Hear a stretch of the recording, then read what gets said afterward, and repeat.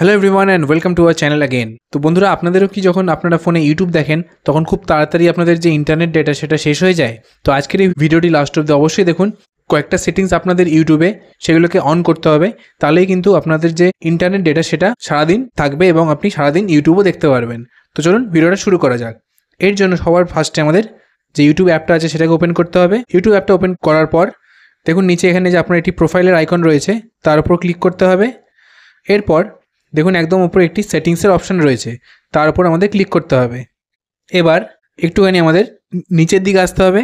তো এরপর এখানে দেখতে পাচ্ছেন একটি ভিডিও কোয়ালিটি প্রেফারেন্সেস বলে অপশান রয়েছে, তার উপর আমাদের ক্লিক করতে হবে। এখানে দেখতে পাচ্ছেন video quality on mobile networks, মানে আপনি যখন আপনার ফোনের সিমের যে ইন্টারনেট ডেটা সেটা দিয়ে আপনি যখন ইউটিউব দেখছেন তখন সেটা এখানে দেখুন কয়েকটা অপশান রয়েছে, যে অটো, হায়ার পিকচার কোয়ালিটি আর ডেটা সেভার। তো আপনাদেরকে যে এই ডেটা সেভার বলে অপশানটি রয়েছে তার উপর ক্লিক করে রাখতে হবে। এতে কি হবে না, যখনই আপনি কোনো ভিডিও দেখবেন সেই ভিডিওর যে কোয়ালিটিটা সেটা সবসময় লো থাকবে, তাতে কি হবে না, বেশি ইন্টারনেট ডেটা কনজিউম হবে না। এরপর আমরা আরেকটা সেটিংস দেখব, সেটা হলো আপনারা এখানে দেখতে পেয়ে যাবেন যে একটি ডেটা সেভিং বলে অপশান রয়েছে, তার উপর আমাদের ক্লিক করতে হবে। তো এখানে দেখতে পাচ্ছেন অনেক কটা অপশান কিন্তু এখানে আছে। তো একদম ওপরের যে অপশান ডেটা সেভিং মোড, এটা আমাদেরকে অন করতে হবে।